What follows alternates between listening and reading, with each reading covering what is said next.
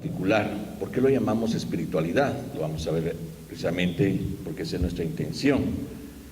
Y que en cierta forma ubica la vida de los esposos no solo en cuanto una intención posterior, si hiciste algo malo te perdono, no, sino en cuanto una disponibilidad que identifica la misma vida matrimonial. Y eso también, pues, es lo que hace que partamos de una base, de un fundamento. El matrimonio es una vocación. Nosotros, pues, podemos entenderlo socialmente como esa célula que da origen a la sociedad, estamos muy de acuerdo.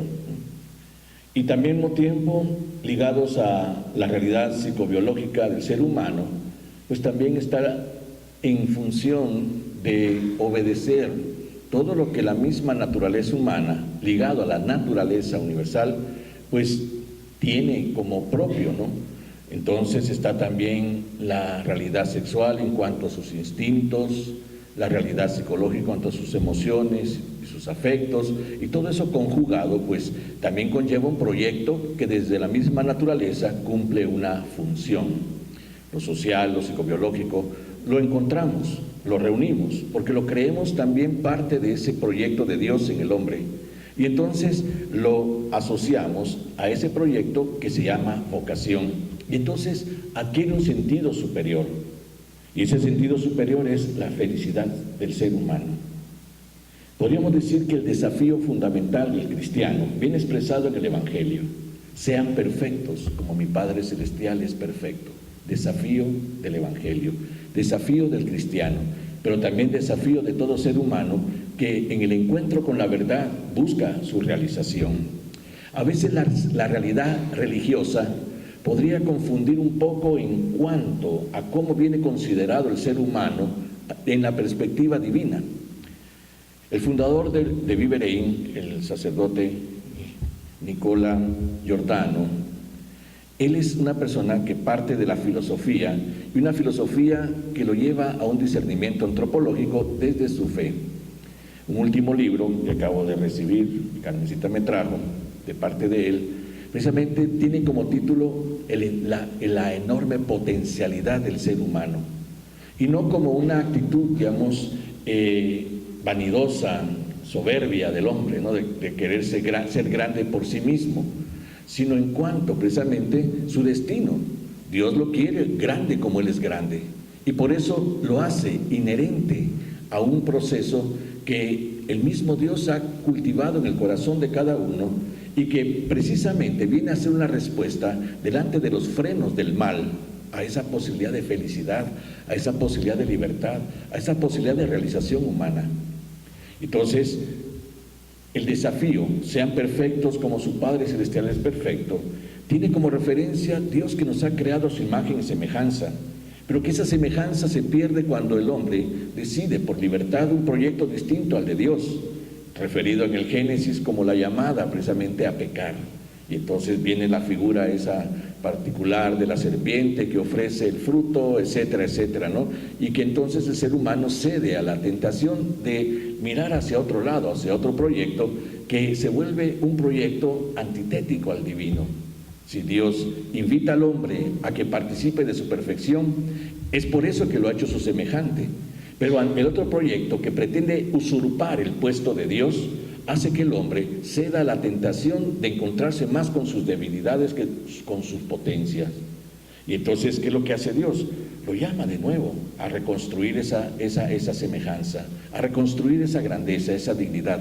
Y por eso inspira en el corazón de todos los hombres una vocación particular, y hace al ser humano capaz de llevar adelante esa vocación. Y ahí precisamente el hecho de que cada uno de nosotros se convierte en alguien que ya nace en la construcción de un proyecto, no predestinado. Cuidado, Dios no ha predestinado nada. Eso de que es voluntad de Dios lo que te iba a pasar, es voluntad de Dios lo que te pasó, en realidad desobedece a la misma intención de Dios, que sea el hombre quien por sí mismo, por sus cualidades, que son la libertad, la voluntad y la inteligencia, descubra ese proyecto en sí mismo y lo realice, porque en la sabiduría divina ahí está la clave de tu realización, de tu felicidad, de tu libertad, de tu perfección. Y entonces una de esas vocaciones, tal vez aquella que refleja a Dios icónicamente en medio del mundo, es el matrimonio. Y a eso nos referimos entonces, porque el matrimonio tiene un fundamento muy, muy particular. Y aquí en la exhortación apostólica Amor y Leticia del Papa Francisco, que recoge todos la riqueza doctrinal del último sínodo de la familia, da una definición muy particular del matrimonio. El matrimonio cristiano, reflejo de la unión entre Cristo y su Iglesia, se realiza plenamente en la unión entre un varón y una mujer que se donan recíprocamente en un amor exclusivo y en libre fidelidad, se pertenecen hasta la muerte y se abren a la comunicación de la vida, consagrados por el sacramento que les confiere la gracia para constituirse en lo que han sido llamados a ser y ser fermento de vida nueva para una sociedad. Pero dense cuenta que primero ubica la figura del esposo y de la esposa, es decir, del varón y la mujer unidos en matrimonio, como los destinatarios de un proyecto de felicidad. A veces se dice, bueno, es que el matrimonio está hecho para la procreación, pero ese es un segundo plano. El matrimonio está hecho para la felicidad de los que contraen matrimonio. Es la búsqueda precisamente de esa felicidad, de esa perfección, la respuesta a ese desafío, sean perfectos como su Padre Celestial es perfecto, lo que hace que se descubra en el matrimonio la vía, el camino, ¿no? Porque Dios facilita por la vocación particular que nosotros podamos llevar adelante ese proyecto. Y para eso nos ha dado los elementos necesarios para construirlo. Y entonces, el elemento del amor es el que hace posible que esta unión entre varón y mujer se realicen y se vuelvan entonces instrumento mutuo hacia la construcción de esa perfección, de esa felicidad. Instrumento mutuo. Es decir, no son dos, son uno. Proyecto de vida que se encuentra en la identidad misma de ese proyecto. Ambos destinados a la felicidad, la vamos a construir juntos. Ambos destinados a la perfección, la vamos a construir juntos. Ambos destinados a realizarse en una vida que se construye día a día para alcanzar una plenitud, lo vamos a realizar juntos. Se convierte en un proyecto común. Y ese proyecto común adquiere un sentido vocacional cuando va referido a Dios precisamente como aquel que ha inspirado ese proyecto para que el ser humano, en la unión de varón y mujer, descubra entonces que puede ser feliz, que puede ser perfecto, que puede ser libre, y lo tiene que entender así. Por eso a veces el aspecto religioso tiene que ser entendido desde la perspectiva de un Dios que no es enemigo del hombre, que no lo subordina, que no lo humilla, que no le hace entender que Él es el Todopoderoso y que a Él hay que obedecerlo en todo, ¿no? Que no está ligado a amenazas de castigos y de infiernos, ¿no? A veces el esquema religioso presentado de esa forma hace que precisamente la religión se viva desde una construcción externa que a veces no favorece ni siquiera la vida personal y menos la vida en común, ¿no? Y por eso mismo hay que tener una visión de la intención divina en cuanto al origen del hombre, creado a imagen y semejanza de Dios, y por lo tanto destinado a la felicidad, destinado a reconstruir esa semejanza que lo lleva a participar plenamente en la intención divina de la vida. Pues entonces, construcción. Entonces estamos ya en un proceso. Dos que se encuentran, empiezan por una relación de amistad, después de la relación de amistad se hacen novios, después de que se han hecho novios, deciden que en realidad pueden llevar adelante una vida en común, se casan, con todas los elementos que hacen posible el matrimonio, se aman sobre todo, porque si no hubiera amor no tendría sentido el matrimonio, y porque el amor nace de la libertad, entonces mutuamente se eligen libremente por amor y al mismo tiempo se destinan mutuamente a ser co-constructores de una felicidad. Pero como es construcción, tiene que tener en cuenta algo, y aquí es donde entramos también a una dimensión desde la cual nosotros tenemos que ver un sentido solidario. ¿Y cuál es ese sentido solidario? Ambos estamos en la misma situación. Ambos somos diferentes. No se puede pretender que los que se casen tenga que ser uno imagen y semejanza del otro, no. Porque precisamente la belleza del matrimonio es el desafío de una construcción de toda esa meta a partir de las mismas diferencias y a partir del reconocimiento de las cualidades, pero también de las debilidades del otro. Y eso genera entonces una visión solidaria, Es decir, tanto puedes cometer errores tú como los puedo cometer yo. Tanto los puedes cometer tú como los puedo cometer yo. Una visión solidaria que no se hace excluyente, entonces, ¿no? En donde el otro solo ve la situación del que tiene al lado y la juzga, sino al mismo tiempo se comprenden mutuamente en esa misma dimensión natural de ser débiles también en la perspectiva de la vida. Y entonces aquí viene el hecho mismo de que desde esa solidaridad en todo, en lo humano, vamos entendiendo que estamos construyendo un proyecto común que tiene que tener en cuenta una fuerza que lo permite, el amor, pero también tiene que tener en cuenta que desde el amor existirá también un elemento, existirá también una actitud que es la comprensión que lleva más adelante a una apertura al perdón. Y entonces, sí, el perdón puede ser visto de forma terapéutica, claro que sí. ¿Cuánto ha evolucionado ahora ver el perdón en una visión terapéutica de liberación, de sanación interior, de, llamémoslo así, de reconstrucción de vida, de reconstrucción de la misma dignidad? Y estamos de acuerdo, pero desde la perspectiva cristiana, más allá de una terapia, es una espiritualidad. ¿Por qué? Porque si va referido a la intención de la construcción de la felicidad, de la perfección, entonces ahí es donde se convierte en espiritualidad, porque conlleva entonces la construcción de ese proyecto ligado a una intención que viene precisamente inspirada en la misma fe, y esa misma fe remite el matrimonio a una figura, la unión de Cristo y su iglesia, y la unión de Cristo y su iglesia, esa unión es precisamente el icono de la vida matrimonial. Y San Pablo, que lo comprendió, cuando precisamente trata de corregir la visión, llamémosle así, cultural del varón sobre la mujer, en donde el varón pues es jefe de la casa, es la cabeza del hogar, es el que manda, es el que al final tiene la hegemonía, que incluso en la misma cultura judía permitía que el varón pudiera repudiar a su mujer por cualquier motivo, que es una pregunta que le hacen a Jesús. San Pablo, inspirado por Jesús, que hace recordar a los judíos que su ley no depende de Moisés, sino del principio, que es Dios, y Dios creó al varón y a la mujer en la misma dignidad, en la misma grandeza y en el mismo destino de felicidad. San Pablo hablará sobre eso, y entonces hablará en forma tan, llamémoslo así, tan atrevida para su tiempo, que queda marcado precisamente esto. Yo lo refiero a cómo es Cristo y su iglesia. Ustedes, cristianos, superen la idea de la forma en que se tratan mutuamente. El varón no es más que la mujer, y la mujer tampoco lo será más que el varón. Por eso insistirá en esto, ¿no? Muy bien, mujeres, respeten a sus maridos, porque son cabeza de ustedes, ok. Pero maridos, ustedes que son cabeza, ¿cómo lo van a hacer de ahora en adelante? Mandando, exigiendo, subordinando, humillando, teniendo la posibilidad de optar por un desprecio a tu mujer. No, lo van a hacer como Cristo lo hace con su iglesia, que es su cabeza.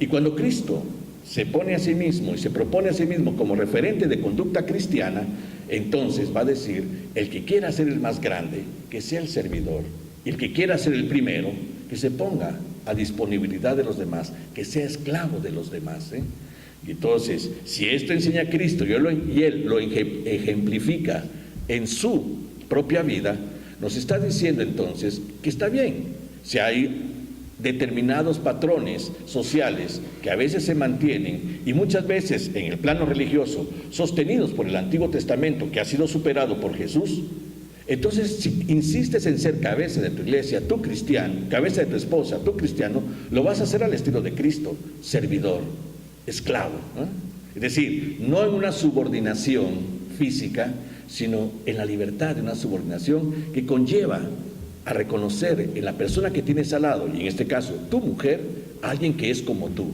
Maridos, amen a sus mujeres, porque sus mujeres son imagen de ustedes, y nadie hasta ahora ha despreciado su propia imagen, dice San Pablo. Entonces todo esto pone un precedente en cuanto a la intención de lo que estamos hablando.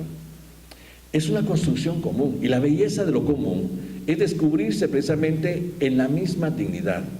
Por eso el mandamiento fundamental del cristiano: ámense como yo los he amado, y amarás al prójimo como a ti mismo, precisamente en la referencia de Jesús que nos ha amado.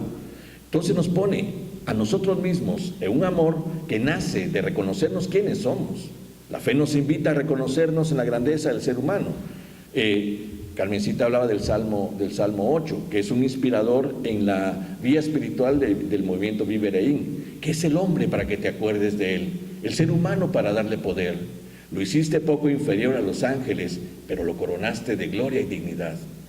La grandeza del hombre. Pero el hombre, ¿quién es el hombre? ¿El varón simplemente? No, el ser humano, en cuanto varón y mujer. Pero al mismo tiempo que lo hiciste grande, al mismo tiempo ese hombre tiene que entender que su grandeza la construye. Y entonces la construye partiendo también de sus debilidades. Y entonces vamos a encontrar que el matrimonio se funda en dos columnas. La columna del amor, que es la fuerza de llevar adelante el proyecto común, y la fuerza del perdón, la columna del perdón, que es la actitud que permitirá que esa fuerza del amor evolucione, que esa fuerza del amor crezca. ¿Por qué? Porque si ambos estamos ligados a la misma intención, entonces también tenemos que comprendernos, también tenemos que llegar a tener una actitud que desde la comprensión nos hace también ayudarnos a reparar mutuamente los errores que se cometen, y el perdón lo permite. Pues bien, la imperfección es un desafío de la perfección, ¿no? La imperfección es un desafío de la perfección, y al ser la imperfección un desafío de la perfección, usamos el arma que se nos permite que esa perfección vuelva otra vez a encauzarse. ¿Y cuál es? El perdón.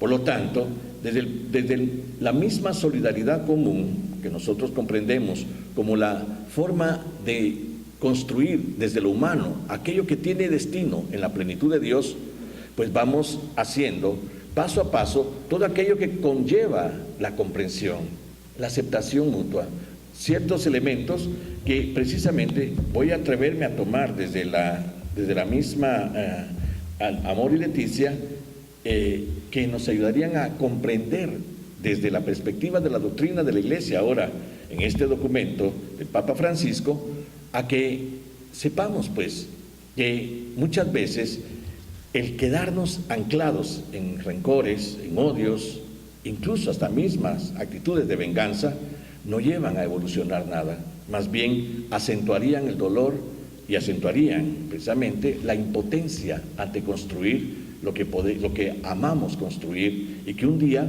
pues pudo haber quedado interrumpido por el error de uno o de otro.